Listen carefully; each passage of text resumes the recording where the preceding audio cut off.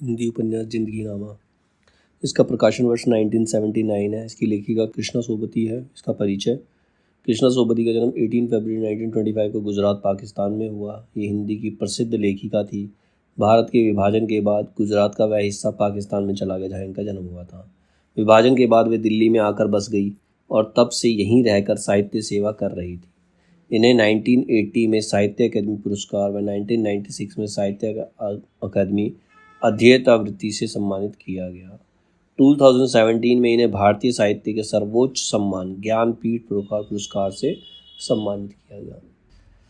ये मुख्यतः कहानी लेखिका रही। इनकी प्रमुख रचनाएं हैं। उपन्यास में इन्होंने लिखा सूरजमुखी अंधेरे में 1972, जिंदगीनामा 1979, दिलो दानिश 1993, समय सरगम सन 2000, गुजरात पाकिस्तान से गुजरात हिंदुस्तान तक इन्होंने लिखा 2017 में।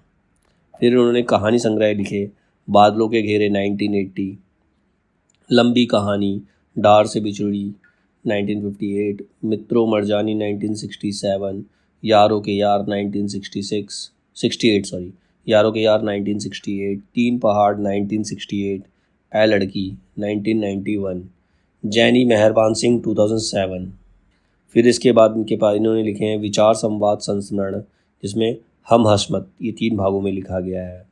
सोबती एक सोहबत, शब्दों के आलोक में, सोबती वैध संवाद, मुक्तिबोध, रूह एक व्यक्तित्व सही की तलाश में 2017 में लिखा। लेखक का जनकत जनतंत्र 2018, मार्फत दिल्ली 2018। अब इनका यात्रा आख्यान क्या है। बुद्ध का कमंडल लद्दाख अपनी बेलगाम कथानक अभिव्यक्ति और सौष्ठवपूर्ण रचनात्मक के लिए जानी जाती है। उन्होंने हिंदी की कथा भाषा को विलक्षण ताजगी दी है। उनके भाषा संस्कार के घनत्व, जीवंत प्राजनता और संप्रेषण ने हमारे समय में कई पेचीदा सत्य को उजागर किया है। इनकी मृत्यु 25 जनवरी 2019 को नई दिल्ली में। अब से कुछ मुख्य तथ्य हैं। कृष्णा सोबती का लिखा यह अविभाजित पंजाब के लोगों का सांस्कृतिक जीवन, जिंदगीनामा सामाजिक एवं समीरता एक बेहद पठनीय उपन्यास है। सबसे ज़्यादा पढ़ा जाने वाला उपन्यास है। जिंदगीनामा को आंचलिक उपन्यास कहा जाता है क्योंकि एक क्षेत्र को लेकर लिखा गया है जिसका मुख्य कारण पंजाब में डेरा जट्टा गांव का केंद्र में होता है। इसे ऐतिहासिक उपन्यास भी कहा जाता है क्योंकि इसमें पंजाब के इतिहास को प्रस्तुत किया गया है। साथ ही इसी बहाने पंजाब के सामाजिक, सांस्कृतिक, आर्थिक, राजनीतिक दशाओं को भी उकेरने का प्रयास किया गया है। इसमें महाकाव्यात्मक उपन्यास भी कहा जाता है। इसे महाकाव्यात्मक उपन्यास भी कह सकते हैं। इस उपन्यास में कोई नायक नहीं है, कथा की मात्रा कम है किंतु दृश्यों का कई क्रम है।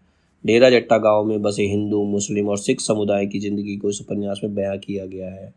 1979 में लिखे गए इस उपन्यास ने कथ्य और शिल्प में प्रयोग के लिए सिर्फ ख्याति ही नहीं अर्जित की, बल्कि इसके लिए सोबती जी को भारतीय साहित्य अकादमी पुरस्कार भी 1980 ईस्वी में मिला। उपन्यास में लेखिका ने उन किसानों के दर्द को बार बार उभारा है जो जमीन पर हर साल मेहनत मशक्कत करके फसलें उगाते हैं और उनके मालिक वो नहीं हैं। सूद के चक्कू चक्र में फंसकर उनकी ज़मीन साहूकारों के हाथ में है। जिंदगीनामा 2 भागों में प्रकाशित हुए। प्रथम भाग जिंदा रुख नाम से प्रकाशित हुआ, दूसरा भाग जिंदगीनामा नाम से प्रकाशित हुआ।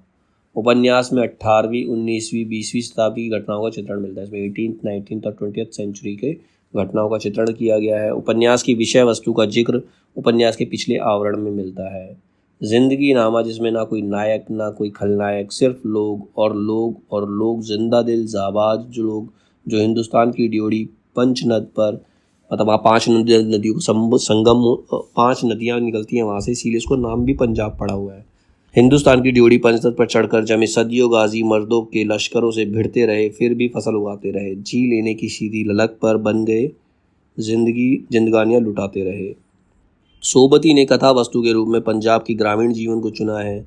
पंजाब के डेरा जट्टा गांव के शाह जी के परिवार को केंद्र में रखा गया है, जिसके द्वारा संयुक्त परिवारों की स्थिति को दिखाने का प्रयास किया गया है। उपन्यास के पहले खंड को सोबती जी ने भूमिका में आने वाली छटपटाहट कहा है। जिंदगीनामा में पंजाब की लोक संस्कृति, पंजाबियों की जीवन शैली, हास्य परिहा, मुहावरे, लोकोक्तियाँ, पंजाबी भाषा का प्रयोग और जन सामान्य में प्रयुक्त होने वाले शब्दों का बहुतायत मात्रा में प्रयोग देखा जा सकता है। यह उपन्यास सोबती जी की विलक्षण भाषा सामर्थ्य का भी परिचायक है। कहीं हिंदी का विशिष्ट ध्वनि संसार है तो कहीं पंजाबी मुहावरों का खुरदरापन, कहीं राजस्थानी लयात्मक प्यार बह रही है तो कहीं उर्दू व संस्कृति का दिल में उतर जाने वाला मनमोहक अंदाज देखने को मिलता है। इस उपन्यास में हमें गरीब पंजाबी किसानों की दिलों की धड़कन सुनाई देती है। किसी तरह जमींदारों, साहूकारों, सूदखोरों के शोषण का कर्ज के बोझ से दबकर धीरे धीरे किसान से भूमिहीन मजदूर बन जाते हैं देखने को मिलता है। साथ ही ब्रिटिश हुकूमत के द्वारा भी वे शोषित होते हैं। उपन्यास में कानून और नियमों को अमीरों का ही पक्षधर दिखाया गया है। सोबती जी ने जो मर्मस्पर्शी ढंग से पवित्र चेनाब और झेलम नदी के में गरीब किसानों के बहते रक्त का चित्रण किया है, वह भीतर ही कहीं पाठक के मन में बैठ जाता है। उपन्यास में कथा दो रूपों में चलती है, एक पारिवारिक और दूसरी सामाजिक। किसी तरह घुल मिल गया है इसका हृदय स्पर्शी वर्णन सोबती जी ने किया है। साथ ही यह भी देखने को मिलता है कि पंजाबियों में अत्यधिक प्रेम भाव लगाव के बावजूद विभाजन के उपरांत उत्पन्न आर्थिक असमानताएं और धर्म के हस्तक्षेप से स्थिति विकराल हो गई है। गरीबी, निर्धनता, भूख के बाद भी लोगों में जो प्रेम का प्रभाव होता है वह सब सांप्रदायिक दंगों की भेंट चढ़ जाता है। उपन्यास में विभाजन के पूर्व एवं बाद की स्थितियों का भयावह चित्रण किया गया। अधिकतर उपन्यासों में विभाजन के बारे में बताया गया है। पंजाबियों की शौर्य गाथा को बहुत ही सुंदर ढंग से वर्णित किया गया है। प्रामाणिकता के साथ गुरु गोविंद सिंह जैसे सिख गुरुओं की बहादुरी का वर्णन किया गया है। अपनी मिट्टी के प्रति व्याप्त सम्मान की भावना एवं स्वाभिमान को चित्रित किया गया है। उपन्यास के प्रारंभ में कई बिंबों का सहारा लेते हुए काव्यात्मक और कलात्मक अभिव्यक्ति की गई है। डेरा जट्टा गांव के 3 परिवारों सिख, मुस्लिम तथा हिंदू के संघर्ष के माध्यम से उनके सांस्कृतिक जीवन में समन्वय का भाव देखने को मिलता है, किंतु बाद में आर्थिक शोषण के कारण आपसी बैर भाव, संघर्ष, ईर्ष्या, घृणा के भाव में देखने को मिलता है।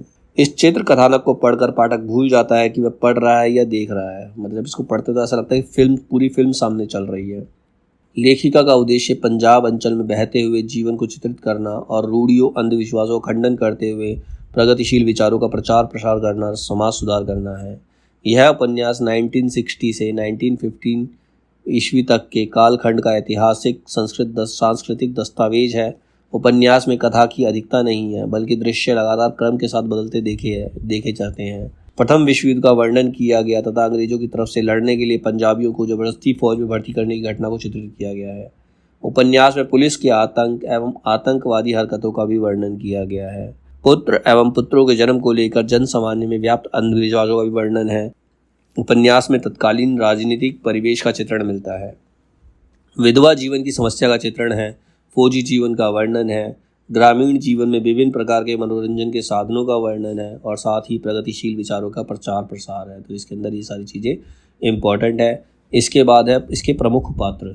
इसके पात्र कौन कौन है? पहला पात्र है सहानी, प्रमुख नारी पात्र है जो कि हवेली की मालकिन है।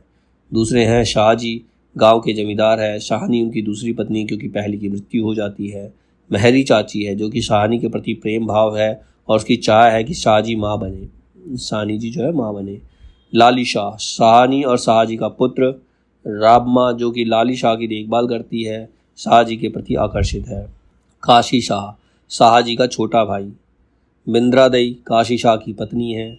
और अन्य पात्र हैं इसके अंदर सलामत अली, नज़ीर, मेहर अली, करतार अली, दिलबाग, चन्नी, नेसी, रेशमा, चौधरी फतेह अली और मोहम्मदीन। ये सारे इसके करेक्टर्स हैं। फिर है उपन्यास से संबंधित महत्वपूर्ण कथन क्या क्या है। कृष्णा जी जिस तरह परिवेश लेती है अपनी कहानियों में, उसकी भाषा में एकदम परिवर्तन होता था। भाषा और परिवेश के अंदर वह अद्भुत सा संतुलन कायम करती है। ये निर्मल वर्मा ने कहा है इसके बारे में। जिंदगी नामा 20वीं शताब्दी के प्रथम 15 वर्षों में पंजाब के किसानों के ग्रामीण जीवन का चित्रण है। यह जिंदगी निखालिस यथार्थ के रूप में सामने आती है। पंजाबी किसानों की मेहनत, मशक्क़त से भरी अक्कड़, संतुष्ट और मुक्त जिंदगी जिसमें महाजन का शोषण, पुलिस का आतंक भी कोई ज़्यादा हलचल पैदा नहीं करता है। ये गोपाल राय ने कहा था। यदि किसी को पंजाब प्रदेश की संस्कृति, रहन सहन, चाल ढाल, रीति रिवाज की जानकारी प्राप्त करनी है, इतिहास की बात जाननी हो, तो वहाँ की दंत कथाओं, मतलब बोली गई कथाएं हैं, प्रचलित लोकोक्तियाँ, 18वीं-19वीं शताब्दी की प्रवृत्तियों से अवगत होने की इच्छा हो तो जिंदगी नामा के अन्यत्र जाने की आवश्यकता नहीं है, सब कुछ इसमें मिल जाएगा। ये डॉक्टर देवराज उपाध्याय ने बोला। इसे जिंदा दिली, अलमस्ती और जीवन से जूझते रहने की सहज कथा बताया जाए जिसमें ना तो नायक है और ना ही खलनायक। अब इसमें उपन्यास की भूमिका क्या है? इसकी भूमिका है कृष्णा सोबती के जीवन, रचना व विशेषता कथा साहित्य के परिचय से यह आभास होता है कि वे हिंदी की एक महान उपन्यास लेखिका है। उनकी अब तक की प्रकाशित सभी रचनाओं में जिंदगी नामा उपन्यास आकार में भी अन्य सभी रचनाओं से बड़ा और महानता में भी, मतलब ये जो उपन्यास है ये साइज़ में भी बड़ा है और महानता में भी बहुत बड़ा है। एक तरह से 1979 में प्रकाशित इस उपन्यास को लेखिका का मैग्नस ओपम भी कह सकते हैं, मतलब सबसे बढ़िया उपन्यास कह सकते हैं। 350 पृष्ठों से, मतलब 350 से अधिक पेज हैं इसके अंदर, 350 पृष्ठों से भी अधिक आकार की इस बृहत्तम रचना का पहला भाग जिंदा रुख ही प्रकाशित हुआ, जबकि उपन्यास के दूसरे भाग का एक अंश मात्र बहुवचन पत्रिका में प्रवेशांक में लगभग 20 वर्षों बाद 1999 में छपा। इससे यह भी उम्मीद बन गई कि जिंदगी नामा उपन्यास का दूसरा भाग पहले भाग के छपने के 2 दशक से भी अधिक अंतराल के बाद प्रकाशित रूप में पाठकों को उपलब्ध हो सकेगा, मतलब कम से कम 20 साल बाद। इसका पहला पार्ट 20 साल पहले प्रकाशित हुआ और दूसरा पार्ट 20 साल बाद। जिंदगी नामा कृष्णा सोबती का सर्वाधिक महत्वपूर्ण उपन्यास है। यह उपन्यास 20वीं सदी के हिंदी उपन्यास साहित्य की बहुत बड़ी उपलब्धि है। जिंदगी नामा में विभाजन पूर्व पंजाब के जन जीवन और जन संस्कृति का ऐसा अद्भुत पुनर्सृजन किया है जिसे पढ़ते हुए पाठक अभिभूत हो जाता है। जिंदगी नामा उपन्यास 10वें और अंतिम सिख गुरु गोविंद सिंह के सुप्रसिद्ध फारसी कथन शूकर आज हमा हिलते दरगुजशत, मतलब उन्होंने कहा था कि ने गुरु गोविंद सिंह जी ने कहा था, हला हस्त बुर्दन बद शमशीर दस्त, जब दूसरे कारगर ना हो सके तो जुल्म के खिलाफ तलवार उठा लेना जायज़ है, ये कहा था गुरु गोविंद सिंह ने। उपन्यास का अंत भी उपन्यास के प्रमुख चरित्र शाहजी द्वारा इन्हीं पंक्तियों के उद्धरण से होता है। उपन्यास के आरंभ व अंत दोनों जगह गुरु गोविंद सिंह के संदेश का संदर्भ लेखिका और रचना के पंजाबी संस्कृति से गहरे जुड़ाव का प्रमाण है। कृष्णा सोबती ने जिंदगी नामा की संकल्पना पंजाब के सामाजिक सांस्कृतिक इतिहास के रूप में की है। लेखिका ने इतिहास की व्याख्या दस्तावेजों के रूप में ना करके जन सामान्य की सांस्कृतिक गतिविधियों द्वारा की है। कृष्णा सोबती का अपना मातृभूमि व संस्कृति से ऐसा गहरा लगाव है जो उपन्यास के आरंभ में कविता बनकर फूट पड़ा है। उपन्यास के आरंभिक 28 पृष्ठ कथा से अलग पंजाब का अत्यंत उदात्त और काव्यात्मक रेखाचित्र प्रस्तुत करते हैं। उपन्यास में लेखिका के जन्म स्थान अविभाजित पंजाब के अब पाकिस्तान में रह गए जिला गुजरात की कथा बयां की गई है। उपन्यास में कथा तो कम है, दृश्यों का एक सतत क्रम है। लेखिका ने डेरा जट्टा गांव की यादों को एक संश्लिष्ट दृश्य में बांधकर प्रस्तुत किया है।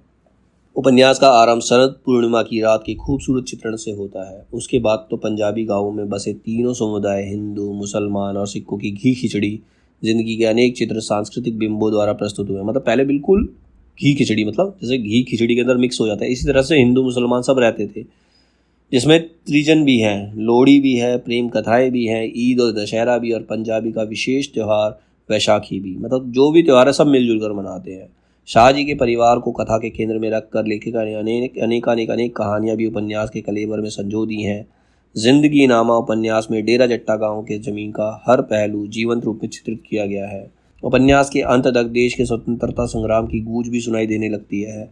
भगत सिंह के चाचा अजीत सिंह, क्रांतिकारी कवि लालचंद, फलक और गदर 1914 के चर्चे उपन्यास के अंत तक शुरू हो जाते हैं। जिंदगी नामा उपन्यास में वर्णित जीवन का कालखंड 1910 से 1915 के बीच का जान पड़ता है।